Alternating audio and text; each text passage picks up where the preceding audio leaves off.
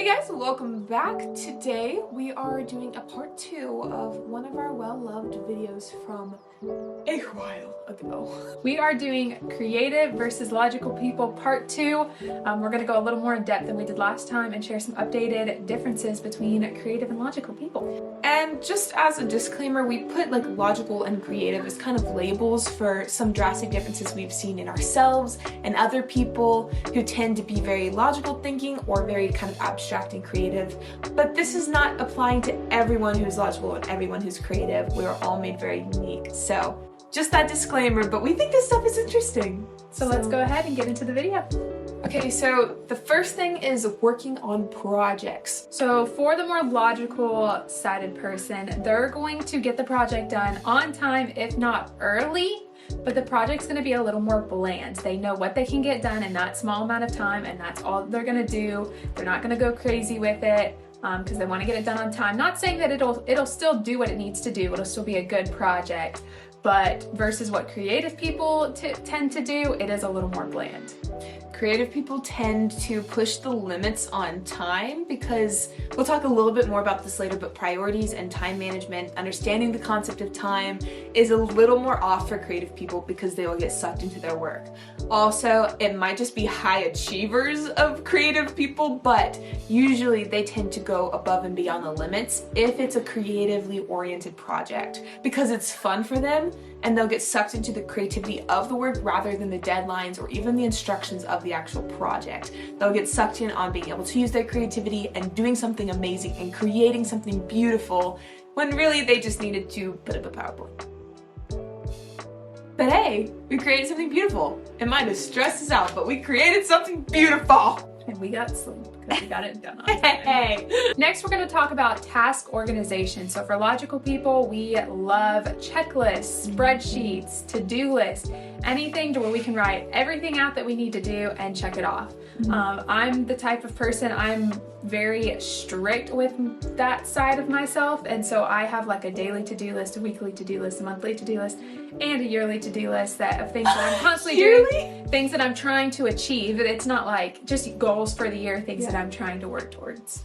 It's awesome. Creative people will keep lists and they will keep their to-do list items sometimes, but in the moment they'll choose what they want to do the most. So if there's things with about equal priority, deadlines are less important than what they feel like they can put their heart into the most. It's almost like logical people, they have to get the work done before they can have any fun. They have to have the check boxes checked.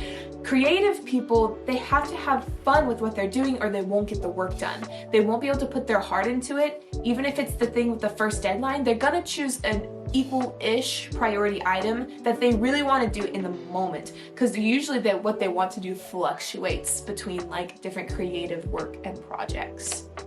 And usually we'll procrastinate the things like Excel spreadsheets that we have to do because it's not fun and our brain goes. So going off this same idea is priorities. So we have these to-do lists. How do we prioritize? So for logical people, or at least for how I organize it and people that I know, it's what needs to be done first. So what has the nearest deadline, what's most important to do for the week, let's go ahead and knock that out. And then after that, it's okay, now that that's all done, I can do my laundry for the week, or I can, read a book or whatever. But it's like you've got to get those top priority items done first, things that have that deadline, versus trying to rush the deadline stuff because you did all the stuff that doesn't necessarily have a deadline first. So logical people are very oriented around deadlines. Creative people generally are aligned toward vision. You'll have a general vision for the day or for the week. Okay, what is going to align in my day that aligns with that vision? And then we have to add in tasks that we know need to be done. But if a task doesn't really align with the vision of either I'm going to be productive today, it's going to be a productive day, or I'm going to have fun today, I feel like generally it's a little less prioritized if it doesn't line up with the current day's vision. So it's less about the individual task and more about the accumulation of the task to create a creative vision for the day, the week, the month, or even the lifetime. So we've kind of already tied in some of these points, but we're going to discuss work-life balance between creatives and logical people. Logical people, work-life balance. Do they have one? No. I think work-life balance, honestly, for everyone is really hard nowadays. For us, it's For at least for me and other people that I know, we always have that to-do list, and whether or not we're having fun, relaxing, or whatever, that to-do list is always in the back of my head. I still can have fun and enjoy the event, but I'm gonna be thinking, when am I gonna get this stuff done? So it's almost like you have to plan your fun or you won't have it. Like fun has to be It just depends on what's going on in list. life. It depends on how many deadlines you have. If I have a lot of deadlines, I'm not going to be doing as much because I'm going to need to get those done before I can fully have fun. If I don't have a ton of deadlines, I can balance it a little bit better. Creative people obviously are oriented differently. Usually, if we're trained well, we'll try to do the hard things first and then have a good time. But it's more spontaneous in the moment of work-life balance. I have found as a creative, I have to have committed work and committed rest because my tendency is to half commit to both work and rest because I don't want to fully commit to the hard stuff, but I know it needs to be done. So I kind of stay in this middle ground of doing work while also trying to talk to people, and neither work or rest gets fully complete. And also, if the work happens to be creatively oriented, we will get easily obsessed and not have a work-life balance at all. So one of the biggest things that we have been discussing recently is our future, and it was very mind-boggling to me how different we both think about the future. So of course, being a to-do list spreadsheet type person, I think of my future as a timeline, and there are certain things. Obviously, I am praying that the Lord's will be done, and His will is obviously way more important than any of my plans, but I still have plans, I still have a timeline, deadlines that I'm striving to reach, because I think that it's good to have a plan and then let the Lord guide you based off of that. But yeah, mine's very timeline. I would like to do this by this age. I want to be here by this age. I would love to do this by this age. I want to do all these things before I die type of thing, which is completely different than the way she thinks about her future. Yeah, it's similar in the way that we all have goals and things we want to do in life, but mine is not a checklist or a timeline. It's almost an abstract feeling of these images in my mind that I imagine myself like either with a husband or with children, like tiny moments in time that I want to be at. And it's not very specific. It's not a specific place or time or location. It's this abstract feeling of, for example, like I want whoever I marry, I want them to feel like home. I know what that feeling is, what I want it to be like. It's not a checklist of everything that I'm looking for in someone. It's a very abstract idea, but I know exactly what I'm going towards.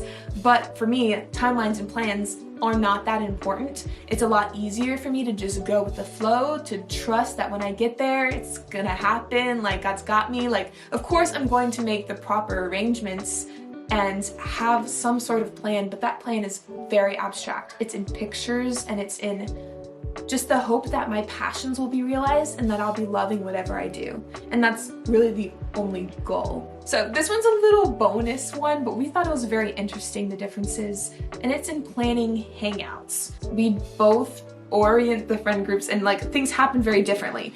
And that's also because of the nature of the friend groups, the nature of the season of life, but it is somewhat personality. So we wanted to dig into that a little.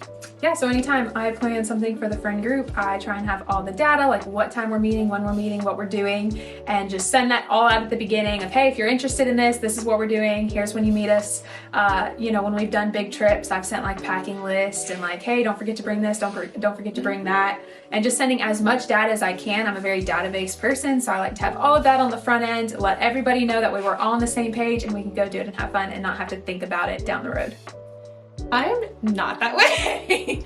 I will make plans because I want things to happen, but the plans will consist of, anybody want to go hiking this Saturday, like after lunch-ish? Or maybe right before dinner and then we can all have dinner after?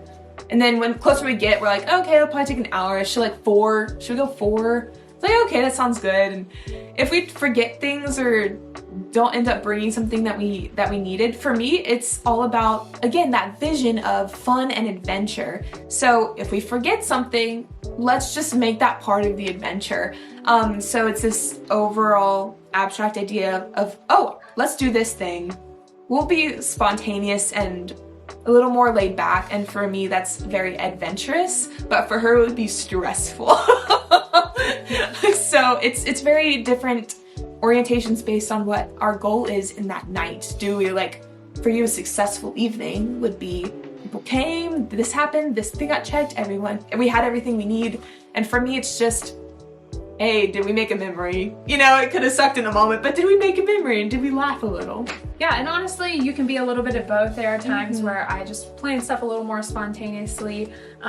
It really just varies on the event and stuff, but this is like our natural tendencies, and the majority of the time is how we do it, and it's just very interesting how different people think and how different personalities work. So that was our kind of analysis of logical versus creative people. It's very, very good to talk with others about differences in the way that they think. Because, for example, having an event that's not fully planned would stress Alana out. She doesn't know that in my mind I still have a vision for the event and that I'm going to have a list in my mind, but it's going to be different, and vice versa. So it's very interesting to think through these things, and we want to hear if you think you're logical or creative, somewhere in between, something you agreed with, something you disagreed with, something you learned. I don't know, I feel like this is a really cool conversation, and I want to include more brains of trying to just see these differences between people. Thank you so much for watching. We hope you enjoyed it. And if you haven't seen part 1, make sure and click that link in the description. We'll tag it there. We look a little bit different, but same concept. So Same concept. enjoy that, and we'll see you guys in 2 weeks. Bye. Bye.